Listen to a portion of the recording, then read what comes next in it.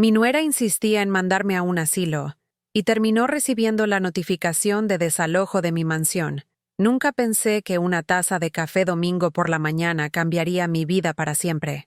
Hoy, te voy a contar algo que nunca pensé que contaría.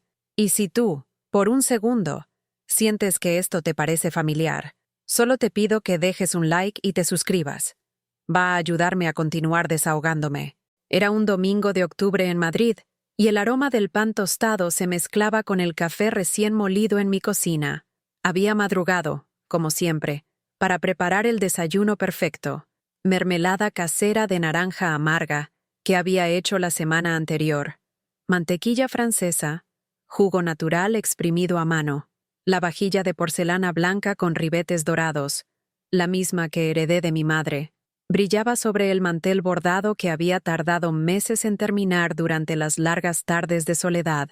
Me llamó Elena Vázquez de Herrera, y a mis 72 años seguía levantándome cada día con la misma meticulosidad de quien había construido una fortuna administrando con precisión cada euro que pasaba por mis manos. Mi difunto esposo, Carlos, solía decir que yo tenía ojo de águila para los números. Quizás por eso logré multiplicar los activos que él me dejó hasta convertirlos en un patrimonio que incluía 3 propiedades en Madrid, acciones en el mercado de valores y suficientes ahorros como para vivir cómodamente el resto de mis días. Esa mañana esperaba a mi hijo Alejandro y a su esposa Valeria. Como cada domingo durante los últimos 5 años, vendrían a almorzar. Yo cocinaba, ellos comían, y después se marchaban dejándome con una sensación extraña en el pecho, como si fuera una obligación más que un placer compartir esas horas conmigo. Valeria llegó primero, como siempre, alta, delgada, con ese cabello rubio perfectamente peinado y un bolso que costaba más que el salario mensual de mi empleada doméstica. Su perfume, algo caro de Chanel, invadía cada rincón de mi casa antes incluso de que cruzara la puerta. «Buenos días, doña Elena», me saludó con esa sonrisa fría que había perfeccionado durante los 8 años que llevaba casada con mi hijo. «¿Cómo está usted?» «Bien, hijita», respondí, aunque algo en su tono me hizo sentir incómoda. «¿Y Alejandro?» «Viene en camino». Tuvo que pasar por la oficina un momento. Alejandro trabajaba en una firma de inversiones importante, manejando carteras millonarias de clientes adinerados. Ganaba bien, muy bien, pero nunca parecía suficiente para el estilo de vida que Valeria consideraba apropiado para su posición social. Siempre había comentarios sutiles sobre casas más grandes, coches más lujosos, vacaciones más exclusivas. Nos sentamos en el salón principal, donde los rayos de sol otoñal se filtraban a través de las cortinas de seda que había elegido personalmente hacía una década. Valeria examinó la habitación con esa mirada evaluadora que yo había aprendido a reconocer, como si estuviera calculando el valor de cada objeto, cada mueble, cada cuadro colgado en las paredes. «Doña Elena», comenzó, ajustándose en el sofá de terciopelo azul. «Alejandro y yo hemos estado hablando sobre su situación». «¿Mi situación?», pregunté, sintiendo un escalofrío recorrer mi espalda. «Sí, bueno, a su edad, vivir sola en una casa tan grande puede ser peligroso». La palabra «peligroso» quedó suspendida en el aire como una amenaza. Miré a mi nuera, tratando de descifrar qué había detrás de esa preocupación aparente. En sus ojos no vi amor ni cuidado genuino. Vi algo mucho más frío: cálculo. «No entiendo qué quieres decir, Valeria. Me siento perfectamente bien. Gracias». Por supuesto», continuó, con esa voz melosa que usaba cuando quería conseguir algo. «Pero, ¿no ha pensado en su futuro? En tener gente especializada cerca, enfermeras, médicos, ya sabe, por si acaso». En ese momento llegó Alejandro, mi hijo, el hombre al que había criado sola después de quedar viuda a los 45 años. Entró con su traje gris impecable y esa expresión seria que había desarrollado en los últimos años. Ya no era el niño que corría por estos mismos pasillos, ni el joven universitario que me abrazaba con gratitud cada vez que le depositaba dinero en su cuenta. Era un extraño elegante que me saludó con un beso en la mejilla tan frío como la brisa madrileña de octubre. «Mamá», dijo sentándose junto a Valeria. Mi amor ya te comentó sobre lo que hemos estado pensando. Mi amor. Esas dos palabras me atravesaron como dagas. Cuando se dirigía a mí, siempre era mamá, a secas. Nunca, mi amor, querida, o cualquier término que denotara real afecto. Hijo, no sé de qué hablan. Estoy bien aquí, en mi casa. Valeria y Alejandro intercambiaron una mirada que no pasó desapercibida para mí. Era la mirada de dos conspiradores que habían ensayado esta conversación. Mira, mamá, continuó Alejandro con esa voz neutra que usaba para hablar de inversiones. Hemos estado investigando residencias para mayores, lugares muy exclusivos, con todo tipo de comodidades. Salones de belleza, bibliotecas, actividades recreativas. ¿Residencias para mayores? Interrumpí, sintiendo que el aire se me escapaba de los pulmones. ¿Están hablando de asilos? No son asilos, doña Elena, intervino Valeria rápidamente. Son comunidades de retiro de lujo, lugares donde personas de su edad y su posición económica pueden disfrutar de una vida social activa sin las preocupaciones del mantenimiento de una propiedad tan grande. Mis manos comenzaron a temblar. ¿Preocupaciones? ¿Qué preocupaciones? Esta casa había sido mi refugio, mi santuario, el lugar donde había construido mis recuerdos más preciados. Cada habitación contaba una historia. El estudio donde Carlos trabajaba hasta tarde revisando contratos. La cocina donde había enseñado a Alejandro a hacer croquetas. El jardín que había diseñado yo misma y que ahora florecía espléndidamente cada primavera. Además, añadió Valeria con una sonrisa que intentaba parecer compasiva, una casa así necesita mantenimiento constante. Y bueno, no es que usted no pueda permitírselo, pero ¿para qué complicarse la vida cuando podría estar disfrutando de sus años dorados sin estas responsabilidades? Sus años dorados. Como si ya estuviera con un pie en la tumba. No quiero ir a ninguna residencia, dije con toda la firmeza que pude reunir. Esta es mi casa. Aquí nació Alejandro. Aquí viví con su padre. Aquí tengo toda mi vida. El silencio que siguió fue ensordecedor. Valeria suspiró dramáticamente, como si yo fuera una niña caprichosa que se negaba a entender la lógica de los adultos. Doña Elena, dijo finalmente, no queremos que se lo tome a mal. Solo estamos pensando en su bienestar. A su edad, quedarse sola es... Bueno, es un estorbo para todos. La palabra cayó sobre mí como un martillo. Estorbo. Un estorbo. Eso era lo que pensaban de mí. La mujer que había sacrificado su juventud para criar al hijo que ahora me miraba sin una pizca de gratitud en los ojos. La mujer que había trabajado incansablemente para mantener y hacer crecer la herencia familiar que ahora, evidentemente, ellos consideraban suya por derecho. Mi corazón se aceleró, pero mantuve la compostura. Años de experiencia en los negocios me habían enseñado a no mostrar debilidad cuando los tiburones olían sangre en el agua. Entiendo, dije con voz pausada. Entiendo perfectamente. Y realmente entendía. Entendía que la mujer que había educado a su hijo en los mejores colegios de Madrid, que había pagado su universidad privada, su máster en el extranjero, su boda fastuosa, su luna de miel en las Maldivas, ahora era vista como un obstáculo entre ellos y lo que consideraban su legítima herencia. Entendía que mis años de viudez, dedicados a administrar sabiamente cada inversión, cada acción, cada euro para asegurar un futuro próspero para mi familia, habían sido interpretados por ellos como una preparación para su beneficio futuro, no para mi bienestar presente, y entendía, con una claridad que me heló la sangre, que esta conversación no era una sugerencia, era una declaración de guerra. Esa noche no pude dormir. Me quedé sentada en mi mecedora de roble, la misma donde había amamantado a Alejandro 43 años atrás, mirando las fotografías que decoraban la repisa de la chimenea. Ahí estábamos los tres, Carlos, Alejandro y yo, en aquellas vacaciones en San Sebastián, cuando mi hijo tenía 12 años. Sus ojos brillaban de felicidad mientras construía castillos de arena. ¿Cuándo había perdido esa luz?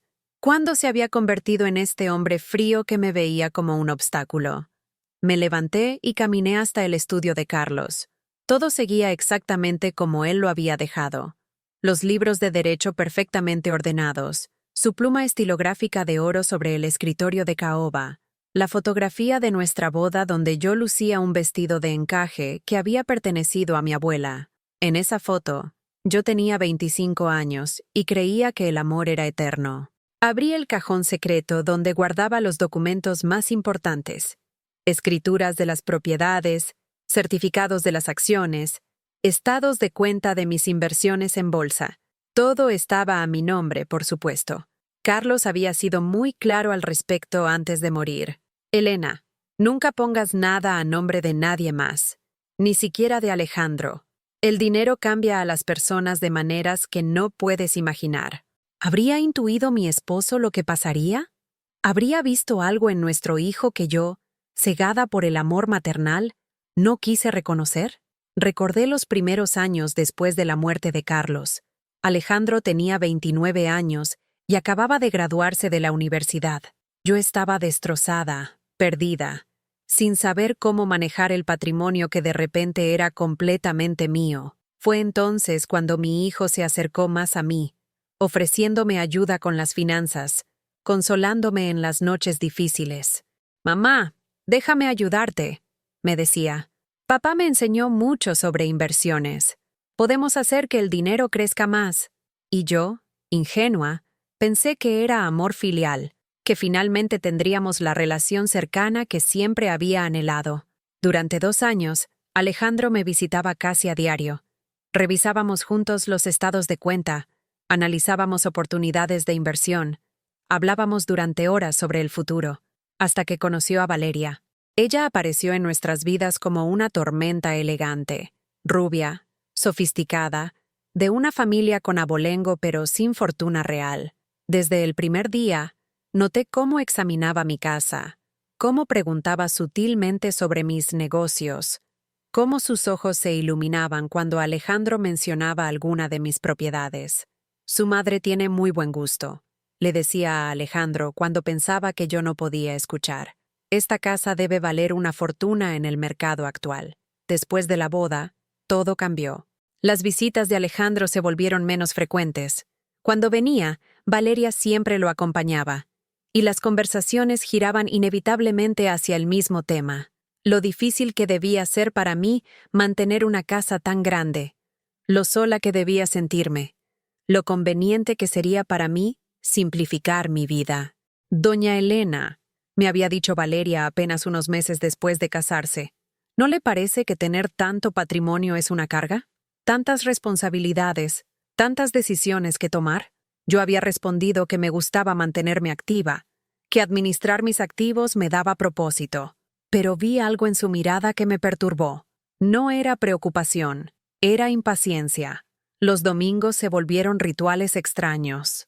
Ellos llegaban, comían lo que yo preparaba con tanto esmero, y luego la conversación derivaba siempre hacia mi situación, mi edad, mi soledad, los riesgos de vivir sola, las ventajas de las residencias para mayores.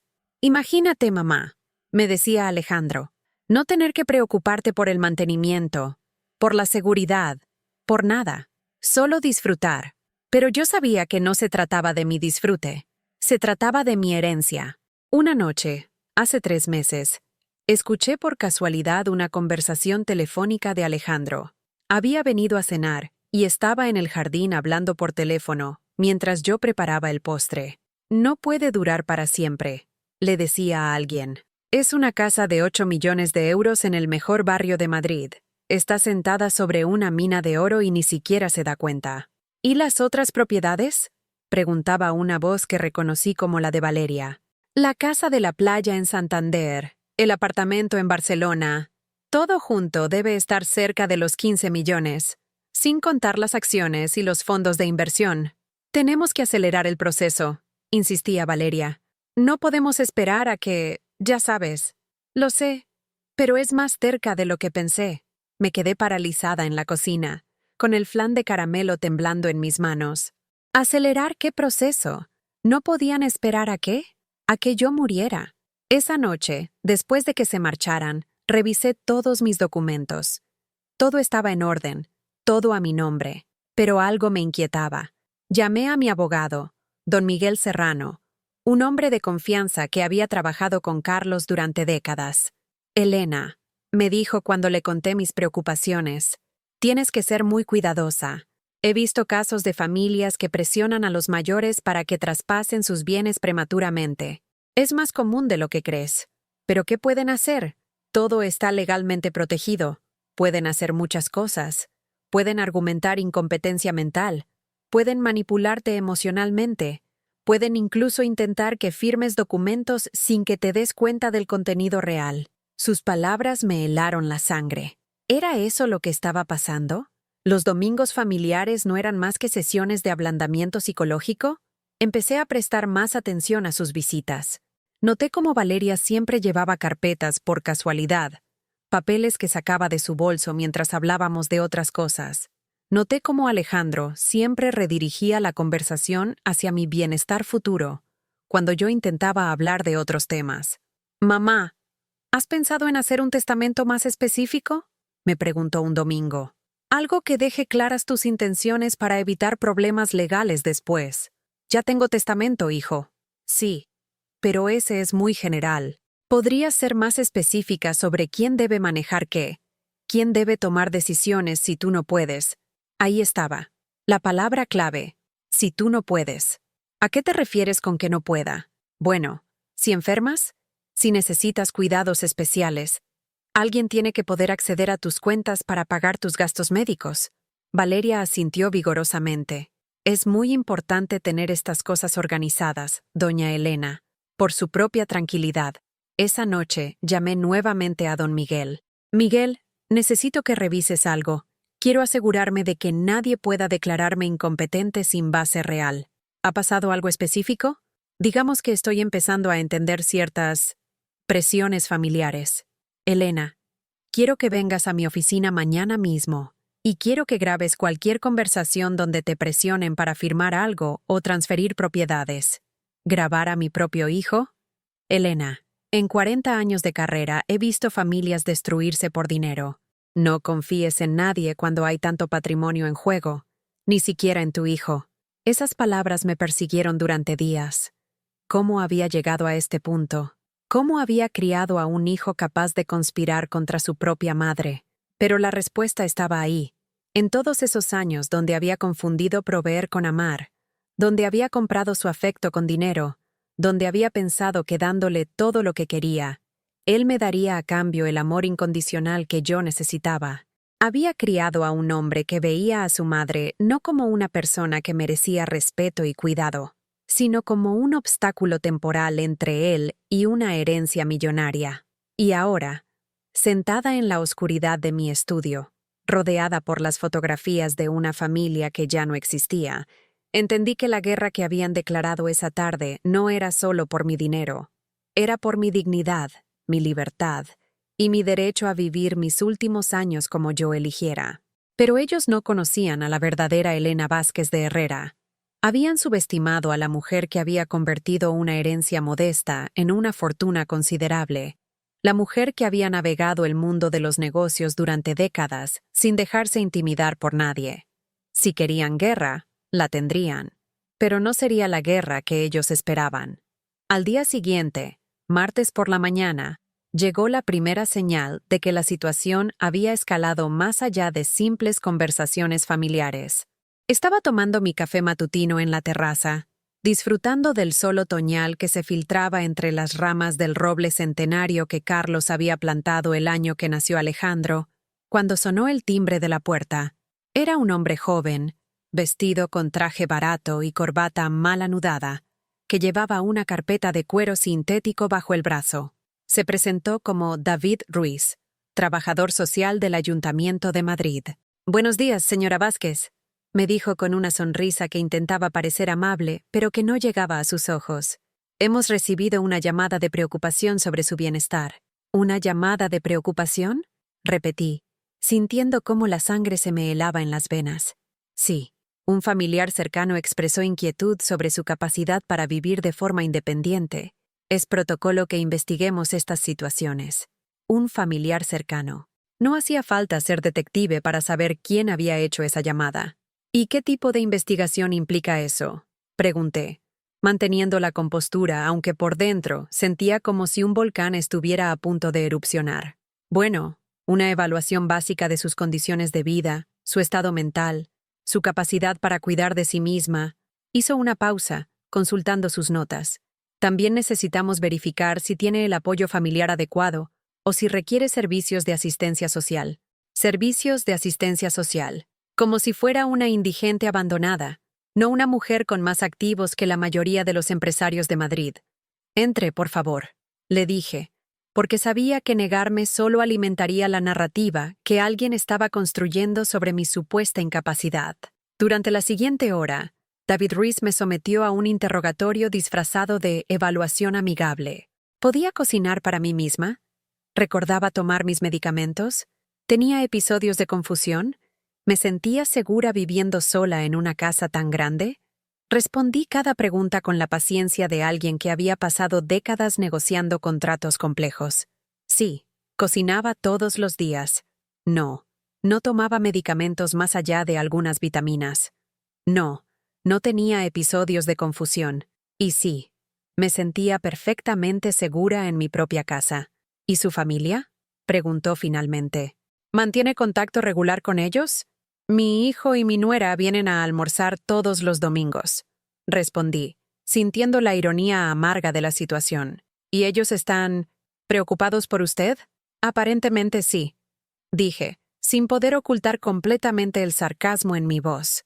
David Ruiz tomó notas durante toda la conversación, y cuando finalmente se marchó, me aseguró que el informe sería completamente objetivo. Pero yo sabía que el daño ya estaba hecho. Ahora había un expediente oficial con mi nombre, un documento que podría ser usado para respaldar futuras afirmaciones sobre mi incapacidad para vivir independientemente. Esa tarde llamé a don Miguel y le conté lo ocurrido. «Elena, esto es más serio de lo que pensé», me dijo con voz grave. «Están construyendo un caso legal. Si logran demostrar que no puedes cuidar de ti misma, pueden solicitar una tutela judicial». ¿Tutela? Un juez podría designar a tu hijo como tu tutor legal, lo que le daría control total sobre tus finanzas y decisiones de vida. Incluso podrían internarte contra tu voluntad. Las palabras me golpearon como martillazos. ¿Internarme contra mi voluntad? ¿Convertir a mi propio hijo en mi carcelero legal? ¿Qué puedo hacer? Primero, necesitamos una evaluación médica completa que demuestre tu competencia mental. Segundo, debemos documentar todo. Cada conversación, cada presión, cada intento de manipulación. Y tercero, hizo una pausa significativa. Debes considerar proteger tus activos antes de que sea demasiado tarde. ¿Protegerlos cómo? Hay varias opciones legales. Podríamos establecer un fideicomiso, transferir algunas propiedades a entidades corporativas, diversificar tus inversiones para que no puedan ser fácilmente accesibles por un tutor. Esa noche no pude cenar. El estómago se me había cerrado completamente. Me senté en el salón, mirando las paredes que contenían toda mi historia, preguntándome cómo había llegado a este punto donde tenía que defenderme legalmente contra mi propio hijo. El miércoles, Valeria apareció sin avisar. Esto era inusual. Siempre llamaba antes, siempre venía acompañada de Alejandro, pero esta vez llegó sola, a las 3 de la tarde, cuando sabía que yo estaría tomando mi té habitual. «Doña Elena», me dijo con una sonrisa que no llegaba a sus ojos calculadores. «¿Podemos hablar?» La hice pasar al salón, donde se sentó en el borde del sofá como si estuviera preparada para huir en cualquier momento. «He estado pensando mucho en nuestra conversación del domingo», comenzó, sacando un sobre de su bolso. «Y creo que tengo una solución que podría beneficiar a todos». Reconocí inmediatamente la táctica. Era la misma que yo había usado en negociaciones de negocios. Presenta el problema, luego ofrece la solución que siempre habías planeado desde el principio. ¿Qué tipo de solución?, pregunté, aunque ya sabía que no me gustaría la respuesta. «Bueno», dijo, extendiendo el sobre hacia mí. «Alejandro y yo hemos estado investigando residencias de lujo. Encontramos una maravillosa en Las Rozas, muy exclusiva, solo para personas de cierto nivel económico». Abrí el sobre. Dentro había un folleto colorido de un lugar llamado Villa Dorada, residencia premium para mayores distinguidos. Las fotografías mostraban habitaciones elegantes, jardines perfectamente cuidados, Personas mayores sonriendo mientras jugaban al bridge o participaban en clases de pintura. Es hermoso, ¿verdad? Continuó Valeria. Mire, tienen spa, biblioteca, incluso un pequeño casino. Es como vivir en un hotel de 5 estrellas, pero con toda la asistencia médica que pueda necesitar. ¿Y el costo? Pregunté, aunque la pregunta era retórica. Sabía que no me estaba preguntando si podía permitírmelo. Me estaba diciendo cuánto de mi fortuna consumiría mensualmente. Bueno, no es barato, admitió Valeria con falsa modestia. Son 12.000 euros al mes, pero para alguien con su patrimonio es perfectamente manejable. 12.000 euros al mes. 144.000 euros al año. En 10 años, más de 1,5 millones de euros. Pero eso no era lo que realmente me molestaba. Lo que me indignaba era la manipulación descarada, la forma en que estaba siendo empujada hacia esta decisión como si fuera inevitable. ¿Y quién administraría mis finanzas mientras estoy en este hotel de 5 estrellas? Bueno, naturalmente, Alejandro se haría cargo de esos detalles molestos. Así usted no tendría que preocuparse por inversiones, por pagos, por nada complicado. Ahí estaba. El verdadero objetivo de toda esta farsa. Control total de mi patrimonio disfrazado de cuidado filial. Valeria, dije con la voz más calma que pude reunir.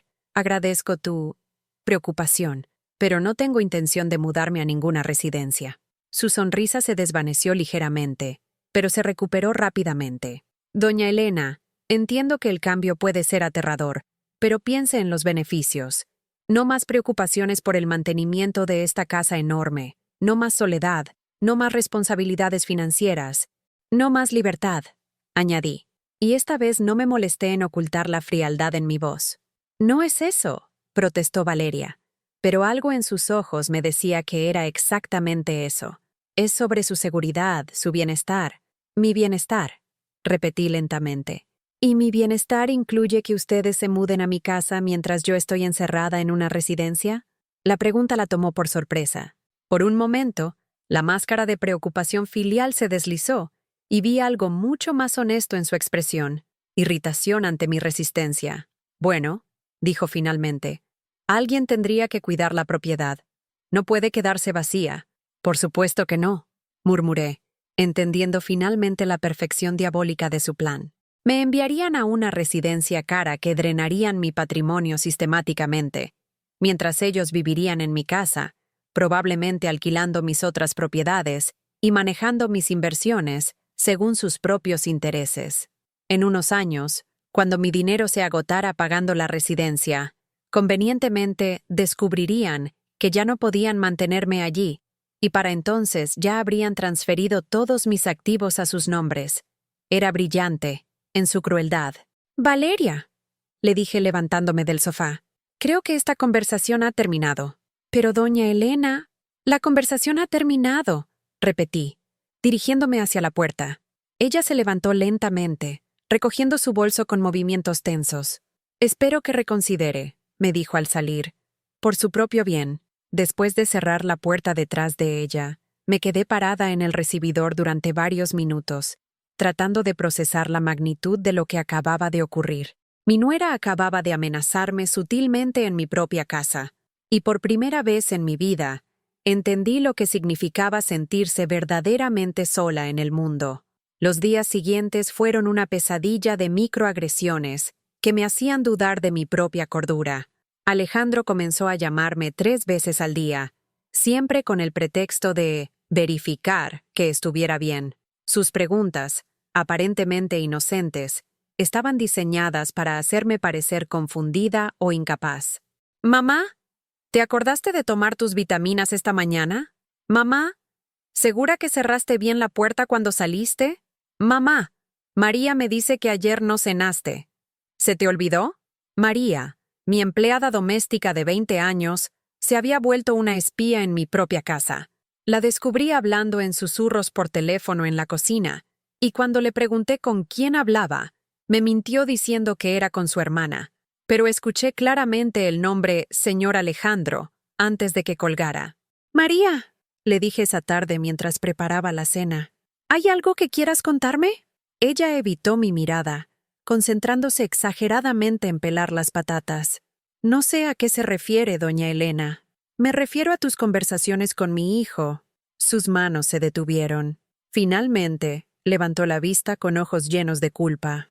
Doña Elena, el señor Alejandro solo me pidió que lo mantuviera informado. Dice que está preocupado por usted. ¿Y qué le dices exactamente? Nada malo, se lo juro. Solo, si come bien, si duerme bien, si sale de casa, si recibo visitas, supongo. María asintió, avergonzada. Doña Elena, yo no quería, pero él me dijo que era por su bien, que si algo le pasaba a usted. No terminó la frase. Pero no hacía falta. Alejandro había convertido a María en su informante usando la misma táctica que conmigo. Fingir preocupación por mi bienestar. Esa noche, después de cenar sola otra vez, me senté en mi escritorio y comencé a escribir. Documenté cada llamada, cada pregunta extraña, cada comentario aparentemente inocente. Don Miguel tenía razón. Necesitaba evidencia de lo que estaba ocurriendo. El viernes llegó otra visita inesperada. Esta vez era el doctor Patricio Mendoza, el médico de cabecera que había atendido a mi familia durante 15 años. Venía solo para un chequeo de rutina, según me dijo. Elena, me dijo después de tomarme la presión y revisar mis reflejos. Alejandro me comentó que has estado un poco despistada últimamente. ¿Despistada?, pregunté, sintiendo cómo la rabia empezaba a hervir en mi estómago. Bueno, pequeños olvidos, momentos de confusión. Es normal a tu edad. Pero él está preocupado. Patricio, ¿qué pequeños olvidos? ¿Qué momentos de confusión? Porque yo no recuerdo haber tenido ninguno. El doctor parecía incómodo, como si hubiera esperado que yo confirmara los síntomas que Alejandro había descrito. Quizás... ¿Has tenido problemas para recordar dónde pones las cosas? ¿Dificultades para concentrarte en tareas complejas? No, respondí tajantemente. No he tenido ningún problema de ese tipo. ¿Y tu apetito? ¿Tu sueño? Duermo perfectamente y como normal. Patricio, ¿qué te dijo exactamente mi hijo? El doctor suspiró, claramente atrapado entre su lealtad hacia mí y lo que Alejandro le había contado. Me dijo que habías estado rechazando ayuda, que te negabas a considerar opciones de cuidado asistido, que parecías paranoica sobre las intenciones de la familia. Paranoica. Esa palabra me atravesó como una bala.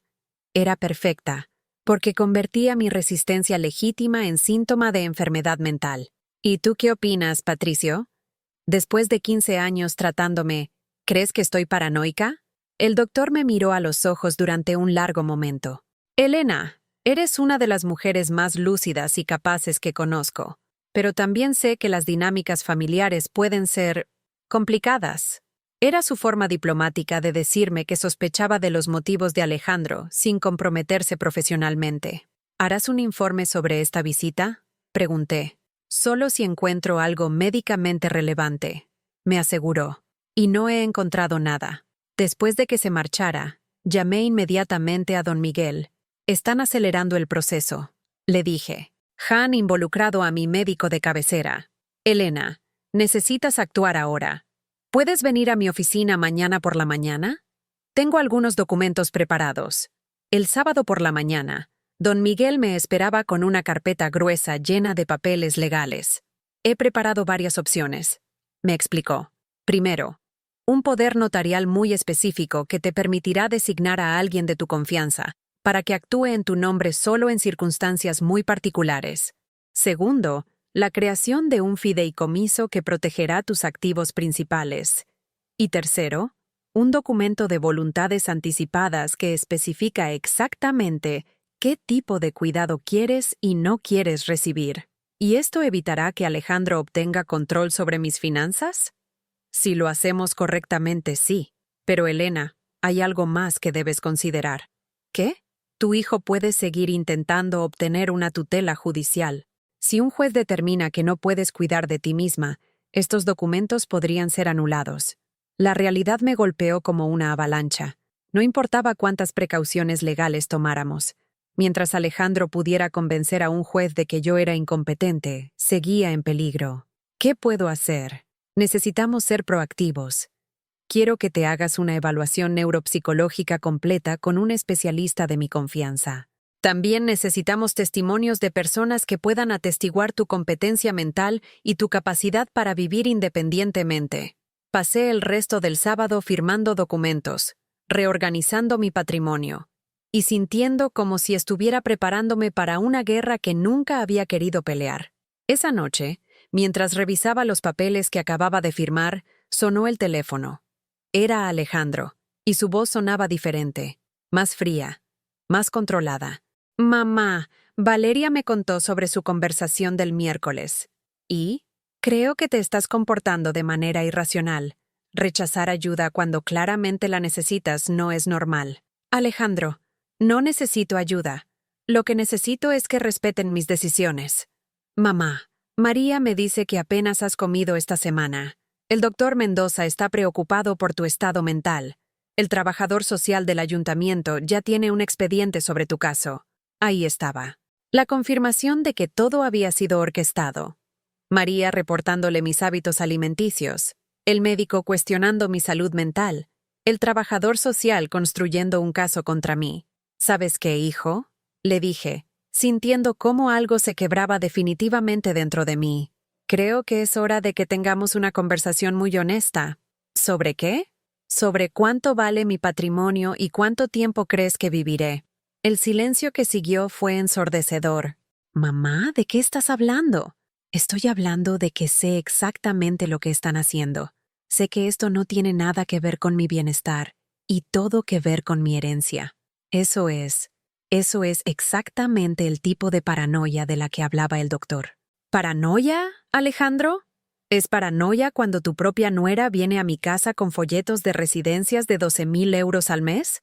¿Es paranoia cuando aparece un trabajador social después de que alguien anónimo llama expresando preocupación? ¿Es paranoia cuando mi empleada doméstica se convierte en tu espía? Mamá, estás alterada. Esto confirma que necesitas ayuda profesional. Y ahí estaba la jugada maestra.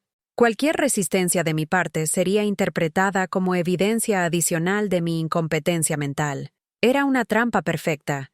Si cooperaba, perdía mi independencia. Si resistía, confirmaba su narrativa sobre mi inestabilidad.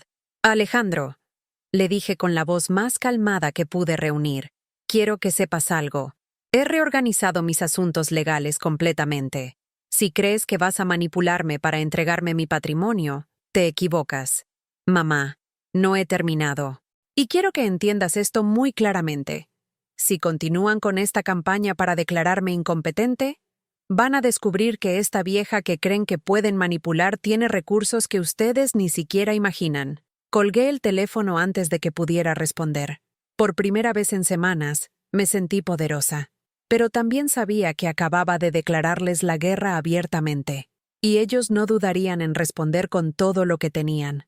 La respuesta no se hizo esperar. El lunes por la mañana, mientras desayunaba tranquilamente en mi terraza leyendo el periódico financiero, una rutina que mantenía desde hacía 30 años para monitorear mis inversiones, llegaron 2 coches oficiales. Del primero salió el mismo trabajador social, David Ruiz, pero esta vez acompañado de una mujer mayor con expresión severa. Del segundo vehículo descendieron 2 policías municipales. Mi taza de café se detuvo a medio camino hacia mis labios. Sabía que este momento llegaría, pero la realidad de ver uniformes oficiales en la entrada de mi casa me golpeó como un puñetazo en el estómago. Señora Vázquez, me dijo David Ruiz cuando abrí la puerta. Esta es la doctora Carmen Iglesias, psicóloga clínica del Departamento de Servicios Sociales. Venimos para realizar una evaluación de bienestar obligatoria. ¿Obligatoria? Pregunté, aunque mi voz sonó más tranquila de lo que me sentía por dentro. Hemos recibido múltiples reportes de preocupación sobre su capacidad para vivir independientemente, explicó la doctora Iglesias con voz monótona, como si estuviera leyendo un guión. La ley nos obliga a investigar cuando hay indicios de autonegligencia o deterioro cognitivo. Los policías permanecían cerca de los coches, pero su presencia era una amenaza silenciosa. Esto no era opcional. ¿Puedo ver la orden judicial que autoriza esta evaluación? Pregunté. David Ruiz intercambió una mirada con la doctora Iglesias. Señora Vázquez, no necesitamos orden judicial para una evaluación de bienestar. Es un procedimiento administrativo estándar. Mentira. Don Miguel me había explicado exactamente cuándo podían y no podían entrar en mi propiedad sin mi consentimiento. Pero también sabía que resistirme en este momento solo añadiría más evidencia a su expediente sobre mi supuesta paranoia y falta de cooperación. «Adelante», dije, haciéndome a un lado para dejarlos pasar. Durante las siguientes 2 horas, la doctora Iglesias me sometió a una serie de preguntas que parecían diseñadas para confundirme. ¿Qué día de la semana era? ¿Quién era el presidente del gobierno? ¿Podía recordar 3 palabras que me diría y repetirlas después de 5 minutos? ¿Podía restar de 7 en 7 empezando desde 100? Respondí cada pregunta correctamente, pero noté cómo ella tomaba notas especialmente detalladas cuando yo hacía pausas para pensar o cuando pedía que repitiera alguna pregunta. ¿Vive sola en esta casa?, me preguntó. Sí. ¿No le parece demasiado grande para una persona de su edad? No. ¿Cómo maneja las tareas domésticas? Tengo una empleada que viene todos los días. ¿Y las finanzas? ¿Maneja usted sus propias cuentas bancarias? Ahí estaba la pregunta clave. La razón real de toda esta farsa. Sí, manejo mis propias finanzas. ¿No le resulta abrumador? Entiendo que tiene un patrimonio considerable.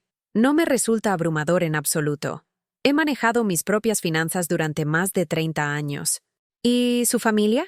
¿Su hijo no le ha ofrecido ayuda con estos temas complicados? Mi hijo me ha ofrecido muchas cosas. Respondí con cuidado. Pero yo prefiero mantener mi independencia. La doctora garabateó algo en su libreta que parecía mucho más largo que mi respuesta. Después de que terminara las preguntas, David Ruiz recorrió mi casa tomando fotografías. Para documentar las condiciones de vida, explicó cuando protesté. Fotografió la cocina, donde mi desayuno seguía a medio terminar, el salón, donde algunas revistas estaban esparcidas sobre la mesa de café, mi dormitorio, donde la cama no estaba hecha porque había sido interrumpida por su llegada, el estudio, donde mis documentos financieros estaban organizados en pilas ordenadas sobre el escritorio. Cada imagen, sabía yo, sería interpretada de la manera que más convenía a su narrativa. Las revistas se convertirían en evidencia de desorganización, la cama sin hacer, en negligencia personal, los documentos financieros, en una carga abrumadora para una mente anciana. ¿Toma algún medicamento?, preguntó la doctora Iglesias. Solo vitaminas y calcio. ¿Nada para la ansiedad? ¿La depresión? ¿Problemas de sueño? No. ¿Ha considerado que podría beneficiarse de algún tipo de medicación para ayudarla a relajarse? A veces, a su edad, un poco de ayuda farmacológica puede hacer que la vida sea más fácil. La sugerencia me heló la sangre. ¿Estaban insinuando que debería estar medicada? ¿Que mi resistencia a sus planes era un problema médico que podía ser resuelto con drogas? No necesito medicación, dije firmemente. Por supuesto, por supuesto. Solo era una sugerencia. Cuando finalmente se marcharon, me quedé parada en mi recibidor, temblando de rabia e impotencia. Sabía que acababa de ser sometida a un examen diseñado para fallar, una evaluación donde cada respuesta normal sería torcida para parecer anormal. Inmediatamente llamé a don Miguel. «Elena, ¿estás bien?» Acaban de irse, una psicóloga de servicios sociales y un trabajador social. Dijeron que era una evaluación obligatoria. ¿Tenían orden judicial? Dijeron que no la necesitaban. Mentían. Pero el daño ya está hecho. ¿Qué tipo de preguntas te hicieron? Le conté todo. Las preguntas sobre mi competencia mental, las insinuaciones sobre medicación, las fotografías de mi casa. Elena, esto es muy grave. Van a usar esta evaluación para respaldar una petición de tutela. Necesitas actuar inmediatamente. ¿Qué puedo hacer? Primero, quiero que vayas mañana mismo al neuropsicólogo que te recomendé. Necesitamos una evaluación independiente que demuestre tu competencia mental. Segundo, vamos a presentar una queja formal sobre esta evaluación irregular. Y tercero, hizo una pausa que me puso nerviosa. ¿Tercero qué? Elena, creo que es hora de que consideres trasladar inmediatamente tus activos más importantes fuera del alcance de cualquier tutor potencial. Esa tarde, siguiendo las instrucciones de don Miguel, Fui al Banco Central de Madrid, donde tenía la mayor parte de mis inversiones. Solicité una reunión urgente con el director, señor Fernando Castillo, un hombre con quien había trabajado durante 15 años. Doña Elena, me dijo cuando le expliqué la situación. Entiendo su preocupación. Hemos visto casos similares. ¿Qué podemos hacer para ayudarla? Necesito proteger mis activos de manera que no puedan ser accesibles por un tutor judicial, pero que yo mantenga control total mientras sea competente. Tenemos varias opciones. Podríamos establecer una cuenta fiduciaria en Suiza, crear una sociedad limitada con usted como única accionista, o transferir fondos a cuentas que requieran autenticación biométrica, además de su firma. Durante las siguientes 3 horas, Fernando y su equipo legal me ayudaron a reestructurar completamente mi patrimonio. Creamos 3 entidades diferentes. Una sociedad limitada que poseía mis propiedades inmobiliarias, un fideicomiso internacional que contenía mis acciones e inversiones principales, y una cuenta personal reducida que contendría solo el dinero necesario para mis gastos diarios. De esta manera, me explicó Fernando, incluso si alguien obtiene tutela sobre usted, solo tendría acceso a la cuenta personal. Sus activos principales estarían protegidos por estructuras legales que requerirían su consentimiento consciente y verificado para ser modificadas.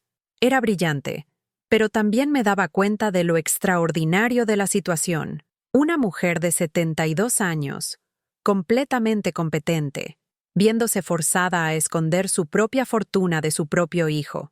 Cuando llegué a casa esa noche, encontré a María esperándome en la cocina con expresión angustiada. Doña Elena, ¿vinieron sus familiares? ¿Alejandro y Valeria? Sí. Querían entrar con llaves. Dijeron que tenían derecho porque usted no está... bien. ¿Y qué les dijiste? Les dije que usted había salido pero que estaba perfectamente bien. Pero doña Elena... María dudó. El señor Alejandro me dijo que pronto él estaría a cargo de todo, que pronto podría... despedirme si yo no cooperaba mejor. Ahí estaba. La amenaza directa. Alejandro ya estaba actuando como si la tutela fuera un hecho consumado. María, le dije, tomando sus manos, quiero que sepas algo. Yo controlo mis propias finanzas y mis propias decisiones. Nadie más tiene autoridad sobre esta casa o sobre tu empleo. ¿Entiendes?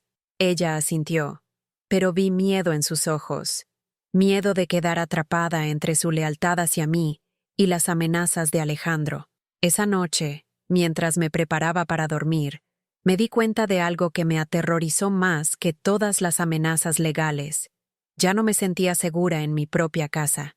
Mi hogar, el lugar donde había criado a mi hijo, donde había llorado la muerte de mi esposo, donde había construido una vida próspera y significativa, se había convertido en territorio hostil, y mañana tendría que demostrar a un extraño que mi mente estaba perfectamente sana para poder defender mi derecho a seguir viviendo en ella. La ironía era devastadora. Para proteger mi libertad, tendría que demostrar que merecía tenerla, pero estaba lista para esa batalla. Al fin y al cabo, había sobrevivido a cosas peores que un hijo ingrato y una nuera ambiciosa, aunque nunca pensé que tendría que añadir esas palabras a la lista de cosas de las que había sobrevivido. El martes por la mañana, me dirigí al Centro de Neuropsicología Avanzada de Madrid, ubicado en el elegante barrio de Salamanca. El doctor Eduardo Vargas, el especialista recomendado por don Miguel, era un hombre de unos 50 años con la reputación de ser absolutamente incorruptible en sus evaluaciones. Si alguien podía proporcionar un diagnóstico objetivo sobre mi estado mental, era él. La evaluación duró 4 horas y fue exhaustiva hasta un nivel que jamás había experimentado. Pruebas de memoria a corto y largo plazo, evaluaciones de función ejecutiva, tests de orientación espacial, análisis de capacidad de razonamiento abstracto. El doctor Vargas me hizo resolver problemas matemáticos complejos, recordar secuencias de números, identificar patrones y realizar tareas que requerían concentración sostenida. Señora Vázquez, me dijo al final, mientras revisaba los resultados. Sus puntuaciones están no solo dentro del rango normal para su edad, sino significativamente por encima del promedio. Su memoria de trabajo es excepcional. Su capacidad de planificación y organización es superior, y no hay ningún indicio de deterioro cognitivo. ¿Y eso quedará documentado oficialmente? Por supuesto. Prepararé un informe completo que podrá usar legalmente. Pero, señora Vázquez, debo preguntarle, ¿por qué necesita esta evaluación? Le conté brevemente la situación. Sus cejas se fruncieron con cada detalle. Lo que me describe es un patrón que vemos con demasiada frecuencia. Me dijo finalmente, familiares que usan el sistema legal para obtener control sobre patrimonios significativos. Es una forma de abuso financiero hacia adultos mayores, y es devastadoramente efectiva porque se disfraza de preocupación familiar. ¿Ha visto casos similares? Demasiados. Y lo más triste es que el sistema, que debería proteger a las personas mayores, a menudo se convierte en el arma que se usa contra ellas. Cuando regresé a casa, me esperaba otra sorpresa desagradable. Alejandro estaba sentado en mi salón, bebiendo café que evidentemente se había servido él mismo, leyendo uno de mis estados de cuenta bancarios que había sacado de mi escritorio. «Hola, mamá», me dijo sin levantar la vista del papel. «Espero que no te moleste que haya entrado. Aún tengo las llaves de emergencia que me diste hace años». La violación de mi privacidad era tan flagrante que por un momento me quedé sin palabras. Estaba revisando mis documentos financieros privados como si fuera su derecho. «Alejandro, sal de mi casa inmediatamente. Mamá, necesitamos hablar». Finalmente levantó la vista, y lo que vi en sus ojos me estremeció. No había amor, ni siquiera fingida preocupación. Solo una frialdad calculadora que me recordó dolorosamente a su padre cuando negociaba contratos particularmente duros. «No tenemos nada de qué hablar. Al contrario, tenemos mucho de qué hablar». Se puso de pie, aún sosteniendo mi estado de cuenta. «Por ejemplo, ¿puedes explicarme por qué has estado moviendo dinero de manera tan errática últimamente?» Mi sangre se heló. ¿Cómo sabía sobre las transferencias que había hecho ayer? «Mis finanzas no son asunto tuyo. Van a serlo muy pronto». Su sonrisa fue cruel. «Mamá, mañana se presenta oficialmente la petición de tutela judicial. El informe de servicios sociales ya está completo, y no es favorable para ti». «¿Qué informe? Esa evaluación fue irregular, fue completamente legal, y documenta claros signos de deterioro cognitivo, paranoia, y incapacidad para tomar decisiones financieras racionales». Agitó mi estado de cuenta. «Las transferencias bancarias inexplicables que has hecho recientemente solo confirman su evaluación. Era una trampa perfecta. Mis intentos de proteger mis activos estaban siendo utilizados como evidencia de mi incompetencia mental». «Alejandro», le dije, tratando de mantener la voz calmada, «eres mi hijo. Te crié, te educé, te amé incondicionalmente. ¿Cómo puedes hacerme esto?» Por un momento, algo parecido a la emoción cruzó por su rostro, pero se desvaneció tan rápidamente que pensé que lo había imaginado. «Mamá, esto no es personal, es práctica. Tú no vas a vivir para siempre, y cuando mueras, todo esto», gesticuló hacia la casa, «será mío de todos modos. ¿Por qué esperar hasta entonces cuando podemos hacer la transición ahora? Mientras aún podemos asegurar que recibas el mejor cuidado posible». «¿El mejor cuidado? ¿Te refieres a encerrarme en una residencia mientras ustedes viven en mi casa?» «Me refiero a ponerte en un lugar donde profesionales puedan asegurar que estés segura y cómoda mientras yo manejo las complejidades financieras que claramente ya no puedes manejar». «¿No puedo manejar?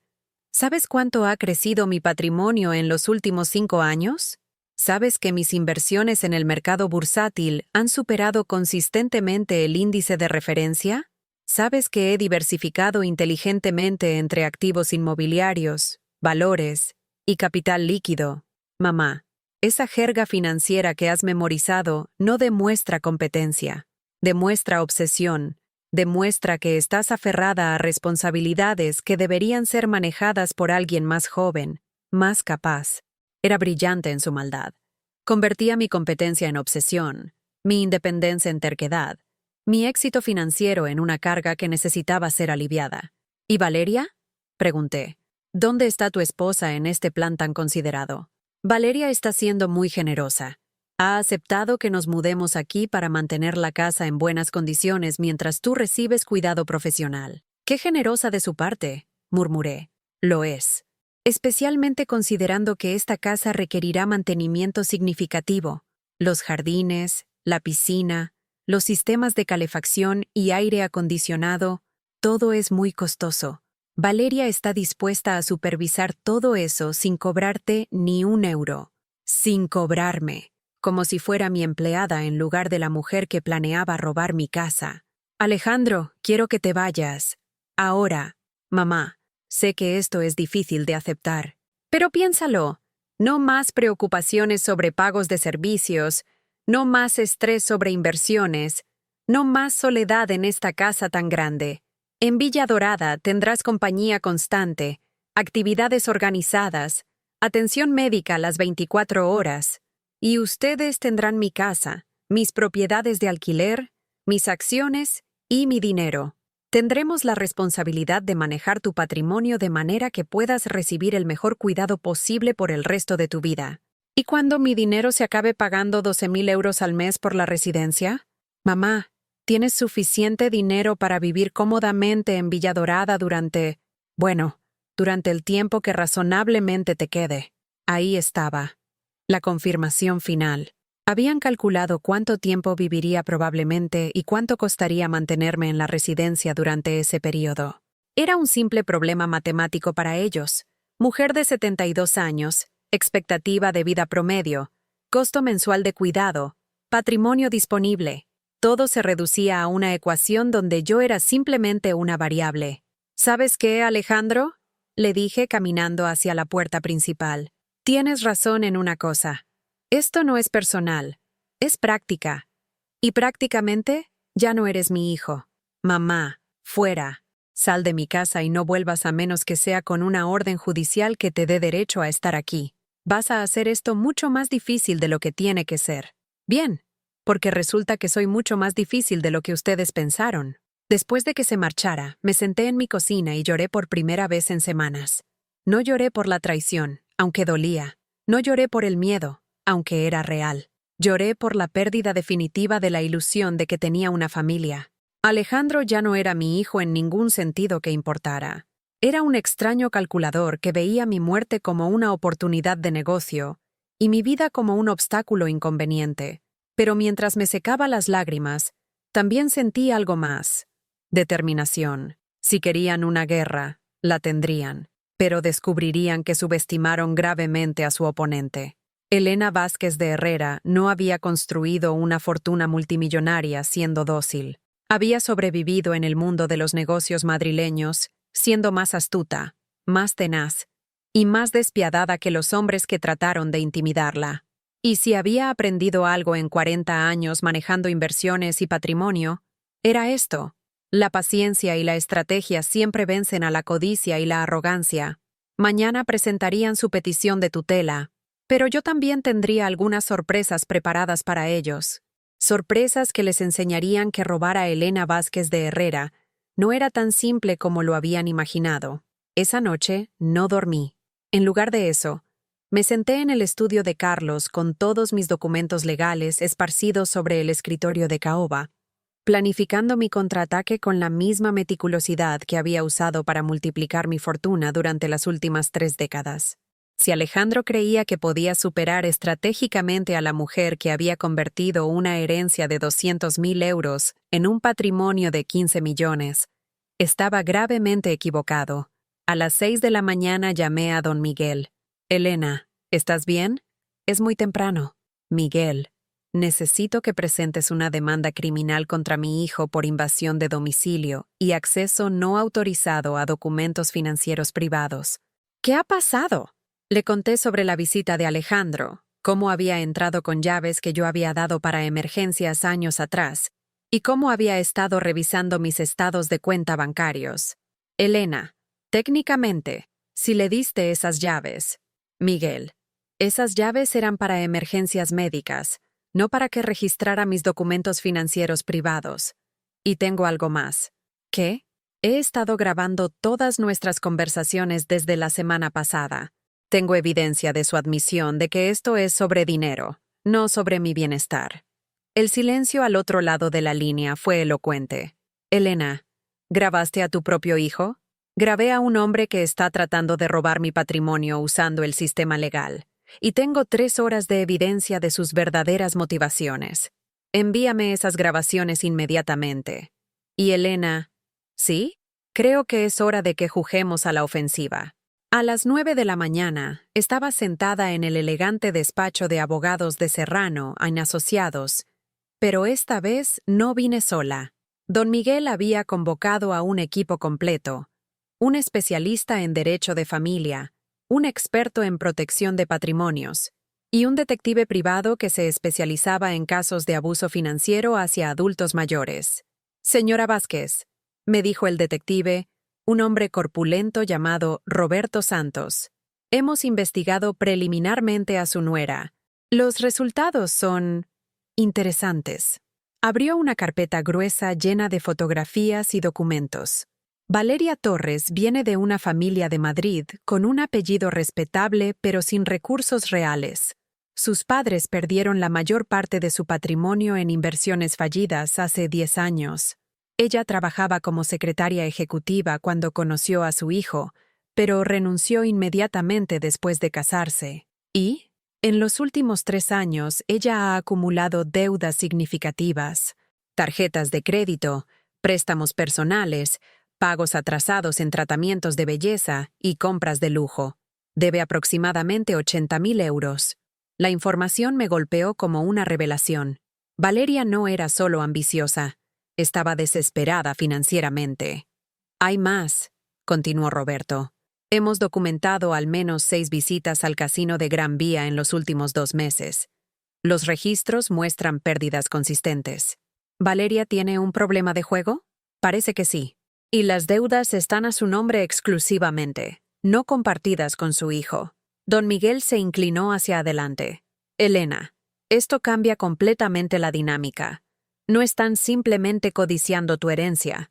Están intentando usar tu patrimonio para resolver las crisis financieras de Valeria. El especialista en derecho de familia, una mujer elegante llamada Carmen Delgado, añadió: con esta información, podemos argumentar que la petición de tutela no es por tu bienestar, sino para acceder a tus activos y resolver deudas de juego. Eso es fraude legal. ¿Qué proponen que hagamos? Contraataque completo, dijo don Miguel. Presentamos una demanda por conspiración para cometer fraude. Solicitamos una orden de restricción que les prohíba acercarse a ti o a tu propiedad. Y más importante aún, hizo una pausa dramática. Convocamos a una rueda de prensa. ¿Una rueda de prensa? Elena, tu caso no es único. Hay miles de adultos mayores en España siendo victimizados por familiares que abusan del sistema de tutelas. Los medios estarán muy interesados en una historia sobre una mujer de 72 años luchando contra su propio hijo para mantener su independencia. La idea me aterrorizó y me emocionó al mismo tiempo. Hacer público mi dolor familiar parecía una traición a décadas de privacidad cuidadosamente guardada. Pero también era una oportunidad de exponer la crueldad sistémica que permitía que historias como la mía ocurrieran. ¿Y si pierdo? Elena, me dijo Carmen, con la evidencia que tenemos, no vas a perder. Pero incluso si perdieras, al menos habrás luchado.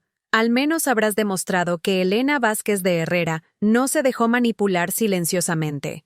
Esa tarde, mientras el equipo legal preparaba la documentación, recibí una llamada inesperada. Era Alejandro, y su voz sonaba diferente, preocupada. Mamá, necesitamos hablar urgentemente. Ya tuvimos nuestra conversación, Alejandro. Mamá, por favor. Ha habido un malentendido. Un malentendido. Como si 30 años de manipulación financiera fueran un simple error de comunicación. ¿Qué tipo de malentendido? Valeria me dice que tú has estado investigándola, que has contratado detectives. Interesante. Aparentemente Roberto Santos no había sido tan discreto como pensé. O quizás había sido deliberadamente indiscreto para presionar a mis oponentes. ¿Y qué si lo he hecho? Mamá, eso es paranoia. ¿Por qué investigarías a tu propia familia? Porque mi propia familia está tratando de robarme mi patrimonio, Alejandro. ¿Te parece suficiente razón? Nadie está tratando de robarte nada. Solo queremos asegurar que estés cuidada. Alejandro, Sé sobre las deudas de Valeria. Sé sobre el casino. Sé sobre los 80.000 euros que debe. El silencio que siguió fue ensordecedor. ¿Cómo sabes eso? Porque, contrario a lo que ustedes creen, mi mente funciona perfectamente. Y cuando alguien trata de manipularme, investigo. Mamá, ¿puedo explicar? No hay nada que explicar. Ustedes necesitan mi dinero para resolver las deudas de juego de tu esposa, así que decidieron declararme incompetente para acceder a mis cuentas legalmente. ¿No es así? ¿No? Entonces explícame por qué Valeria ha visitado el casino Gran Vía 12 veces en 2 meses. Explícame por qué debe dinero a 3 casas de préstamos diferentes. Explícame por qué de repente le surgía tanto mi bienestar, justo cuando sus deudas llegaron a un punto crítico. Mamá, no, ya no. Alejandro, mañana presentaré demandas criminales contra ustedes dos. Por fraude, por conspiración, por abuso financiero hacia adultos mayores. Y haré todo esto muy público. ¿Público? Mamá, piensa en la familia, en nuestra reputación. ¿Nuestra reputación? ¿Te preocupas por nuestra reputación después de tratar de internarme en un asilo para robar mi dinero? Mamá, si haces esto público, ¿todo Madrid sabrá que tu propio hijo? ¿Todo Madrid sabrá que mi propio hijo trató de declararme incompetente para pagar las deudas de juego de su esposa? Sí, que lo sepan. Colgué el teléfono sintiendo algo que no había experimentado en semanas. Poder. Por primera vez desde que comenzó esta pesadilla, yo controlaba la narrativa. Yo tenía la información. Yo tenía la estrategia. Yo tenía el equipo legal más competente de Madrid. Y por primera vez en meses, Alejandro sonaba asustado. Esa noche dormí mejor de lo que había dormido en semanas. No porque mis problemas hubieran desaparecido, sino porque finalmente había dejado de ser víctima de ellos. Mañana comenzaría la fase más pública y agresiva de mi defensa. Mañana el mundo sabría que Elena Vázquez de Herrera no se dejaría manipular por nadie, ni siquiera por el hijo que había criado. Mañana comenzaría mi verdadera liberación, y mientras me quedaba dormida en mi propia cama, en mi propia casa, protegida por órdenes legales y rodeada por un equipo que luchaba por mí en lugar de contra mí, sentí algo que había olvidado durante estos meses terribles. Sentí esperanza. No la esperanza de recuperar el amor de un hijo que probablemente nunca había existido realmente, sino la esperanza de recuperar mi dignidad, mi autonomía y mi derecho a vivir el resto de mis años según mis propios términos. Era una esperanza diferente, más madura, más realista, pero era mía, y nadie podría quitármela. 6 meses después, mientras tomaba mi café matutino en la terraza de mi casa, que seguía siendo completamente mía, reflexioné sobre cómo una simple conversación dominical había cambiado no solo mi vida, sino mi comprensión completa de lo que significaba ser libre. La rueda de prensa había sido un éxito rotundo. Los medios madrileños se habían lanzado sobre la historia como buitres hambrientos. Empresaria de 72 años lucha contra su propio hijo para evitar ser internada. El lado oscuro de las tutelas, cuando la familia se convierte en el enemigo. Elena Vázquez, la mujer que dijo no al chantaje familiar. Durante semanas, mi caso había dominado las noticias locales y había inspirado a docenas de otras familias a denunciar situaciones similares.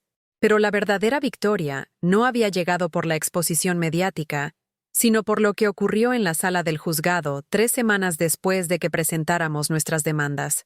Alejandro y Valeria habían llegado con un abogado de segunda categoría, claramente el único que podían permitirse después de que sus recursos se agotaran pagando las deudas más urgentes de ella.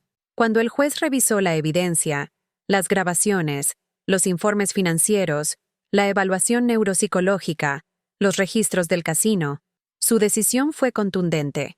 No solo rechazó categóricamente la petición de tutela, había declarado el magistrado, sino que ordenó una investigación completa sobre el uso fraudulento del sistema judicial para fines de abuso financiero.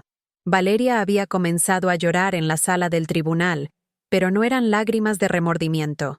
Eran lágrimas de frustración por haber sido descubierta. Alejandro había permanecido en silencio, mirando fijamente al suelo, incapaz de encontrar mi mirada. La orden de restricción había sido concedida inmediatamente. No podían acercarse a menos de 500 metros de mi casa, no podían contactarme directamente y no podían hacer ningún reclamo futuro sobre mi patrimonio sin supervisión judicial. Pero la verdadera justicia había llegado 2 meses después, cuando Valeria fue arrestada por fraude financiero. Aparentemente, además de las deudas de juego que conocíamos, había estado falsificando documentos para obtener préstamos, usando información robada de otros miembros de familias adineradas. Mi caso había desencadenado una investigación más amplia que reveló toda una red de estafas dirigidas a personas mayores con patrimonio considerable. Alejandro, para evitar ser procesado como cómplice, había aceptado un acuerdo que incluía terapia obligatoria y servicio comunitario en un centro para víctimas de abuso financiero. La ironía era deliciosa.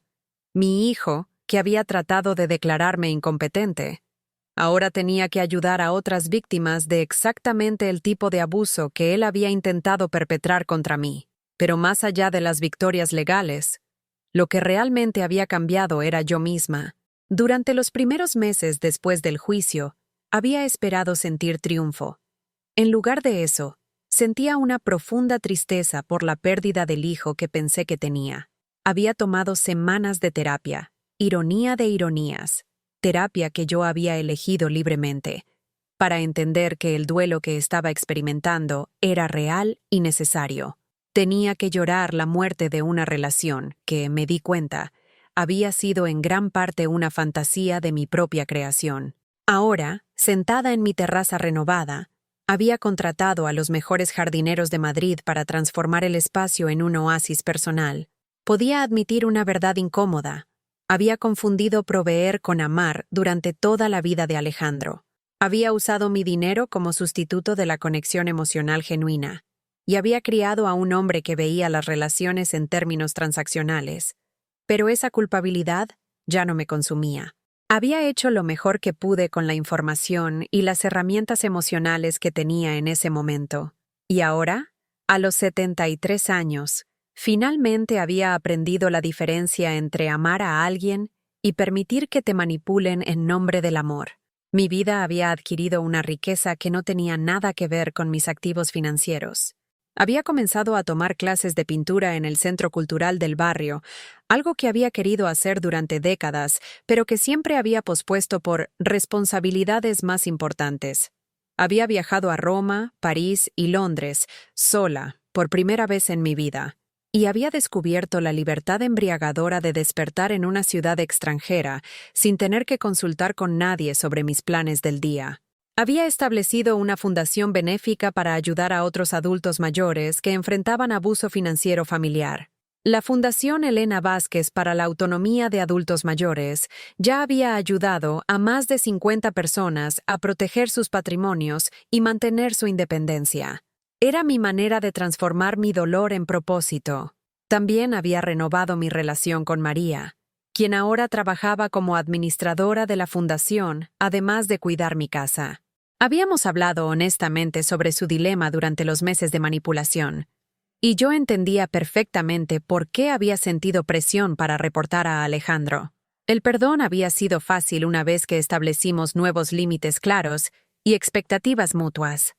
La casa se sentía diferente ahora. Las habitaciones que antes me parecían vacías y silenciosas, ahora se sentían espaciosas y tranquilas. Había llenado las paredes con mis propias pinturas, torpes pero entusiastas experimentos con acuarelas, y había convertido el estudio de Carlos en una oficina para la fundación. Lo más sorprendente había sido descubrir, a los 73 años, que tenía aptitud para los negocios sociales. Administrar la fundación requería las mismas habilidades que había usado para manejar mis inversiones: análisis cuidadoso, planificación estratégica, gestión de riesgos. Pero ahora estas habilidades tenían un propósito que iba más allá de la acumulación de capital. Estaba usando mi experiencia financiera para proteger a otras personas, para crear valor social real. Mis inversiones personales habían continuado creciendo. Sin el estrés constante de la manipulación familiar, había podido concentrarme nuevamente en la gestión de mi cartera, diversificando inteligentemente entre mercados emergentes, bienes raíces comerciales y algunas inversiones más arriesgadas en startups tecnológicas que me divertían enormemente. Pero el dinero ya no era mi medida principal de éxito. Era una herramienta para la libertad, no un fin en sí mismo. 3 meses atrás, había recibido una carta de Alejandro.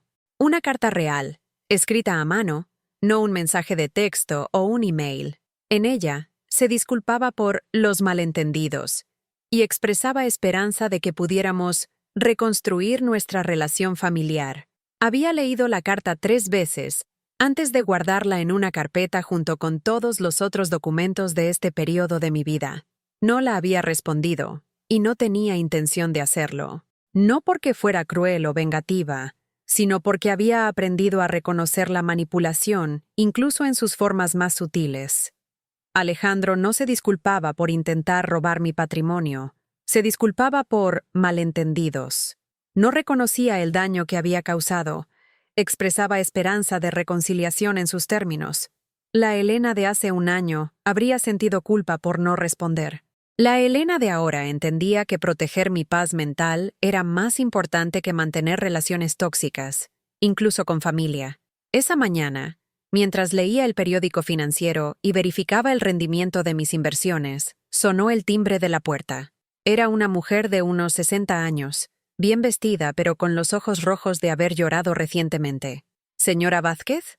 Soy Carmen Ruiz. Vi su historia en las noticias hace unos meses. Creo que necesito ayuda». La invité a pasar y le serví café mientras me contaba su historia. Era demasiado familiar. Hijos adultos presionándola para vender su casa y mudarse a una residencia más apropiada para su edad. Comentarios constantes sobre su confusión y incapacidad para manejar sus propias finanzas, sugerencias sobre la conveniencia de transferir el control de sus cuentas bancarias a familiares más competentes. «No sé qué hacer», me dijo finalmente. «Son mis hijos. ¿Cómo puedo luchar contra mis propios hijos?» Le tomé las manos y le dije las palabras que nadie me había dicho a mí cuando más las necesitaba. «Carmen, no estás luchando contra tus hijos. Estás luchando por tu derecho a vivir tu propia vida.